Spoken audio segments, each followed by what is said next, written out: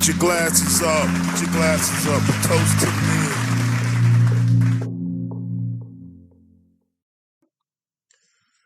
Welcome to A Toast to the Men with your guy, S.D. Booker. Thanks for joining me. Thanks for being here, tuning in. I'm blessed, highly favored, and appreciative. I have a lot of gratitude for anyone that chooses to spend their time, their day, to listen to what I have to say and deliver. So thank you. I don't take it for granted. Now, the people, the subscribers, the listeners, the supporters that have been with me for a while know that it's been a while since I've made a video. It's been maybe a year. So I had to get some things together, get my equipment right. Written 2 books since then, published one, did a movie since then. Still hadn't come out with the movie, so I've been doing some things. But I've been getting the itch, not only the itch, but the calling from my higher self and supporters to put out that content. So I'm back, and I'm going to start putting out content more consistently. So thank you, and it's a blessing to be here. Now, this is the first episode in a while, and not only in a while, it's the first episode of 2026 for A Toast to the Men. So I'm going to kick this off a little differently. I got my girl, my lady, my road dog, my partner with me, Nikki. This is her first time podcasting with me, and we're probably going to try to do this once a week, she and I, but I'm going to do it probably 3 to 5 days out of the week. So with no further delay, this is my lady, Nikki. How you doing, Nikki? I'm doing good, baby. How you doing? I'm doing well. How do you feel? Feeling good. Good. So far, it's been a good morning. All right. Nervous? Not really nervous, but this is different for me, so I got to get used to it. Okay. All right. Well, I'm glad you're here. Glad you're joining me for this first episode of 2026. And like I said, hopefully you and I can do this type of segment once a week for the couples out there, and not only for couples, but also come with a perspective of female and male, that duality on one platform at least once a week. Mm-hmm. Yeah, I think that'd be good for us and for the listeners. So I'm looking forward to it. Now, I'm going to start out, I want to say, I guess a curveball on the topic. I'm going to take it back and reflect on how we got to this topic, mm-hmm. and where we are, where we're going with it. And that is faith. And within faith, that's attached to spirituality, God, atheism, religion. It's all attached. You can say cousins, distant cousins, or in relation, some sort of way. But I want to focus on faith because I'm not religious. I do some things religiously, but in the sense of faith, I'm not religious. I wouldn't even say I'm spiritual. I am. Like God says I am. And I am all. I'm what I need to be. I'm a sponge. I'm a vessel. So to box me in to a religion, or even to a word so much, is to box God in. And I am created, and we are created in the image of God. So,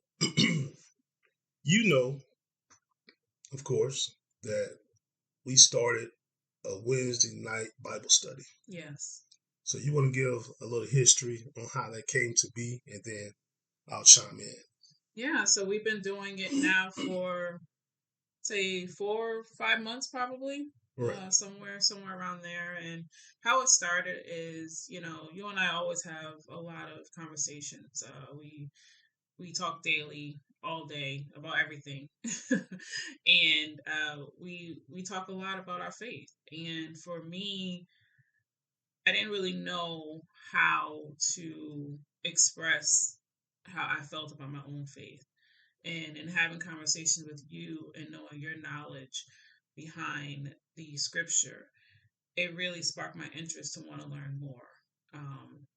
I didn't really get the opportunity to learn the scripture growing up. I spent a lot of time in the church when I was younger, but then because of different circumstances, I fell off from going to church, and then I lost a little bit of faith in the actual church, to be honest. And so having conversations with you really sparked that interest back to want to get involved and learn. And so as you and I were having conversations, you said, okay, you want to teach me, you've already been teaching me, but let's just go ahead and put it into a structure. And so that's why we decided to have Wednesday night Bible study, and we've been doing it ever since. No doubt. Yeah, you brought it up, and I said, well, we're going to do this. I wanted to be structured, I wanted to be orderly. And so we'll set a time and make it disciplined and hold ourselves accountable. Mm-hmm. This is the time, this is the day. And just to hold ourselves accountable.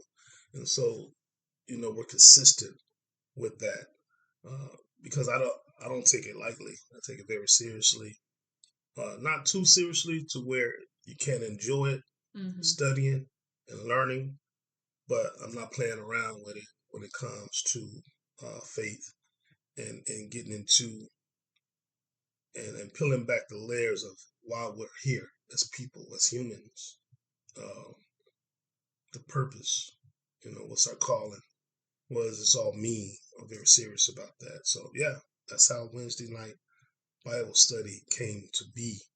Now, you gave a brief history of yourself. And I think some people know this too. I was raised in the church. I mean, going to church, 3-4 times out of the week. That's how I was raised. As an adult, I would go periodically. As of late, I hadn't been to church in a while. It's been some years. Ironically, I'm closer to God than I've ever been.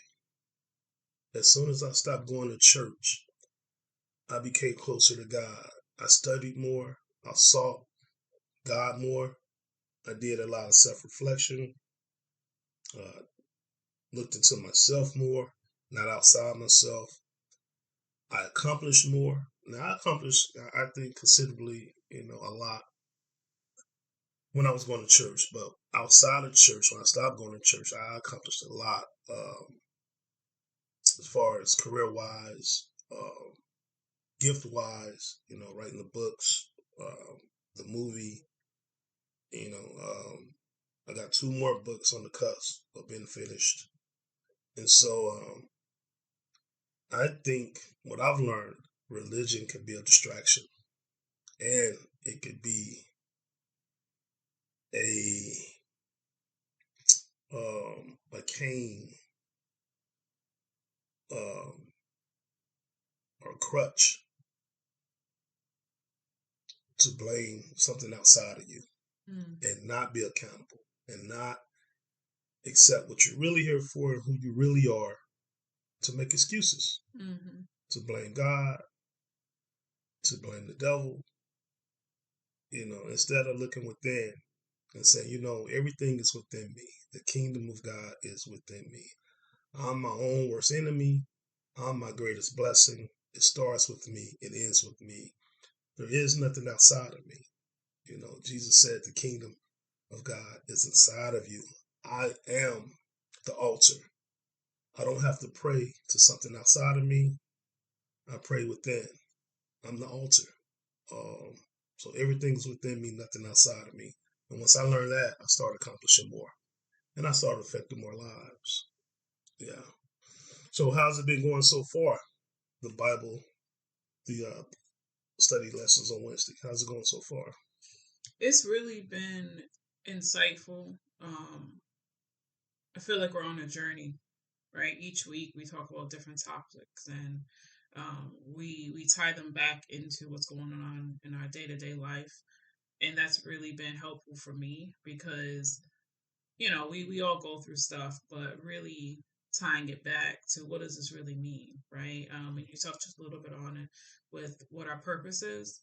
And that's really helped me to understand a level deeper about what my purpose is in having our Bible study. And again, just expanding on our conversations, right? Because not only do we have that study on Wednesday, but it leads to other conversations. It opens up other things within how we deal with each other.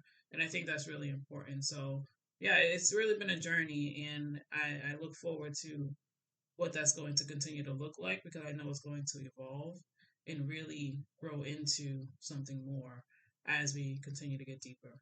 No doubt. Now, if you remember when we started this, I told you, when we started Bible study, I told you, now, the more you know, the more you're enlightened, there's going to be more challenges come your way. Right. You're going to be tested. Ignorance is bliss, meaning not knowing is bliss. There's somewhat of a luxury in not knowing. And, it's bliss. You don't know. You're not challenged. You're not conscious. So you're not aware. And that's a luxury in some ways. To know, to be enlightened, you're going to face resistance. You're going to face challenges now because you're a conscience. How's that been? It's been interesting. It's been interesting because we'll be out somewhere and we'll see real life examples, right, of what it is that we just studied, what it is that I just learned, and I'm like, wow, like this is this is real, right? This is really what's happening out here. This is really who people are. This is really who we are, and so that part in itself has just been really interesting because it all ties back together. No doubt, no doubt. And the more you study, the more you read, the more you're enlightened. I'm saying you is in general, people, us. We are aware. We do start seeing things in people that we can identify with, where we were, who we are currently. But I think what gets misconstrued also with a lot of people with the word is to be a mirror. It's not to be a mirror for us to hold up to other people, but to hold up to ourselves. And when you do that, you can see compassion. You can find compassion when you see people acting a certain way. You see them doing certain things because you've used the word as a mirror for yourself. You're like, I identify with that. That used to be me. So let me show some patience. Let me show some grace with this person. That doesn't mean you have to extend or keep access with that person or have that person gain access to you, but you don't hold on to bitterness or grudges because we're the same. We may just be on different frequencies right now, at different levels of understanding, different levels in our life, and we can't be in relation. I can't give you access, but I get it, and I have patience for you and love for you. We talk about that often, about where different people are on their own journey and being empathetic of that, right? Because I'm at a certain part in my journey, you're at a certain part, we're at a certain part together. But everyone's not where we are, right? So we have to understand that and be willing to understand that in a way of, like you said, they may not be able to come along, right? But doesn't mean that we can't recognize that at that time as well. Right. And we're not where everybody else is. Some other people are. And so, I hope people extend patience with us as a couple, as individuals. It's not a race, it's a marathon. And, we'll get there eventually. But Toasters, I want to briefly tell you a short story about how this came to full circle. And this is how life works. And life to me is a school. Earth is a school. Different frequencies, different levels of energy. I think we actually can span across the universe, different planets, different lifetimes, different frequencies, just depending, where we at, in life, in existence. But life is a school, earth is a school, and if you don't pass certain tests, you will retake them in this life or another life. You will not be passed on to the next level until you learn certain things. Sorry. And it's not punishment, it's life. Just to learn compassion, patience, understanding, love. So, in my first marriage, this comes full circle. I was pretty young. I was like 19. And um, my wife at the time said, can we go over the Bible? Can we study the Bible? She really wasn't raised in a church. I was. You see the connection? I was. She wasn't. And she's like, can we study the Bible? Will you study the Bible with me? Teach me. And I wasn't where I needed to be as in patience and understanding. I was still young, but I did know a lot about the word. So we're studying the Bible. This is about the second weekend. And she's relaxed. And she stretches out with her hands behind her head, laid back. And I felt that was disrespectful. And I just went in, how disrespectful it was. And just really went in on her about the etiquette. And we never studied the word again together. I didn't see it right then, but months passed, years passed. And I look back as I grown and matured. I said, I was wrong for that. And I didn't, I was wrong. I had some guilt. I didn't want another opportunity with her to fix that. But I was like, that opportunity is going to come my way again. And I'm going to handle it differently. I didn't know it would come maybe close to 30 years later. 30 years later. I was 19. I'm 49 now. 30 years later, it's come back around, same conversation. And I'm handling it differently. But you got to give praise to God, to the Most High, give you another opportunity to get things right. And it was a lesson for me. So I don't regret going through that. That was something I had to see. I had to experience to humble me so I can gain patience and understanding. And that's life. That's life. And I'm sure you got many stories about that too. Yeah, I definitely have many stories about that. And I touched on it a little bit earlier, how I kind of became disconnected from the church when I was younger. But, growing up, I didn't have a lot. And I would go to the church with my grandmothers on both sides. They would take me to church with them. And I always enjoyed going. And then when I moved away and didn't have the opportunity to go with them anymore, I wanted to go by myself. So I would go by myself. I would go to church. I would go as much as possible. I would go to Bible study. I would go Sunday service. I would stay after. Any opportunity I had, I would go.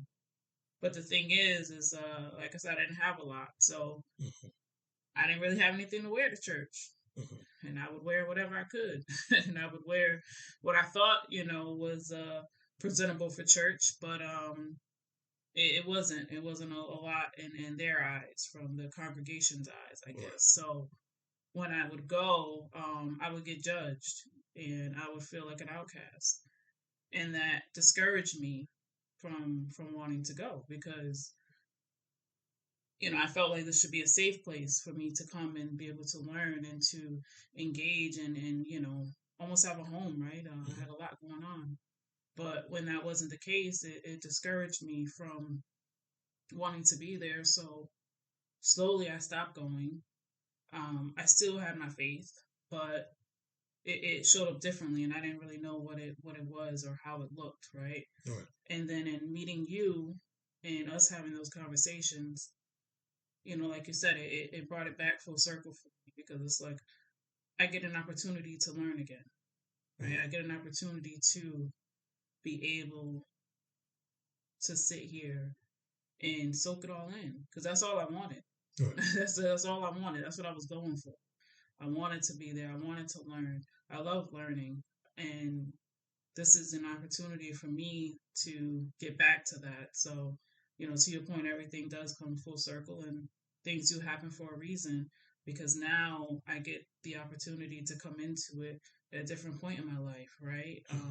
I've been through a lot, have a lot of experiences, and not only can I learn, but I can truly tie it into who I am as a person today.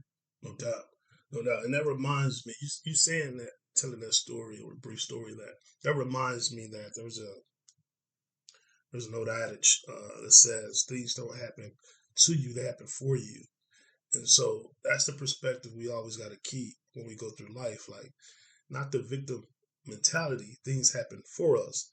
If things happen for us, or we may perceive things happen in a bad way to us or in a bad light to us, if we have the perspective, wow, this is an opportunity for me to gain some notches on my belt. Mm-hmm.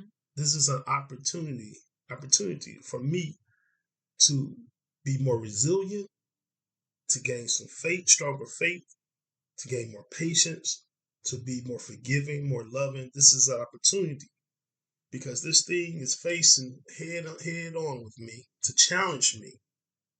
I'm either going to fold or fight or succeed. Mm-hmm. Instead of taking on the victimization perspective, things are happening to us. Everything is happening for us.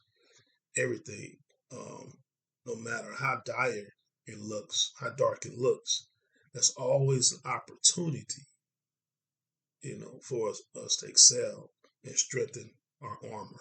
Mm-hmm. Yeah. And it, you know, we've been together for a few years now, and if you remember, even as we first started dating, I've told you that I felt like you were placed in my life for a reason, right? And didn't know exactly what that reason was. I kept saying that to you. I'm like, I feel like it's for a reason. What that reason may be, I'm not sure. However, over time, different things have revealed itself, right? And we've only been doing this Bible study for, again, like 4 or 5 months. So this is something else that has revealed itself on why I felt like you were put in my life, right? For these reasons, not just one. Because there's been several things that have happened that I'm like, okay, this is why you're here. This is why we're together. And so I felt like for me getting where I am now on this journey is, thanks to you to opening that up for me. And you didn't even, like, you never, pressured me into anything. You weren't like, oh, we have to do this or we should do this. No, it was when I was ready and when I started talking about it and mentioning it to you. And then I think us coming together on it and saying, okay, yes, it's time. Let's have these conversations. Yeah, and that again, me not pushing anything on you, that was something I grew to learn. I grew to be before you, because of life's lessons. Mm-hmm. And so, the best thing I or anyone can do for anyone is to just live it. Mm-hmm. Not even teach it when it's not asked for. Not push it on anyone. You be the light. You be the testament. You be the word. You be the testimony. Just live it, and you ain't got to say anything. Just live it, and that's more impactful than anything. Now, as far as when you came to me, I am a believer. When the student is ready, the teacher will show up. All right, and so when you're ready, that's when I'll show up. And when I'm the student in certain aspects, my teacher will show up. Right. But when you're trying to force something on somebody and they're not ready to learn, they ain't got to that place, you're going to be frustrated. They're going to be frustrated. But like I said, when the student is ready, the teacher will appear or show up. Yeah. Yeah. And we pray every day. Mm-hmm. Every morning, make sure to bless the day. And that's been important to me as well. Putting that covering over me as I start my day. So that's been another piece of it that's been very, very important to me. No doubt. And just to repeat, toasters, I'm not a Muslim. I'm not a Christian. I'm not a Jew.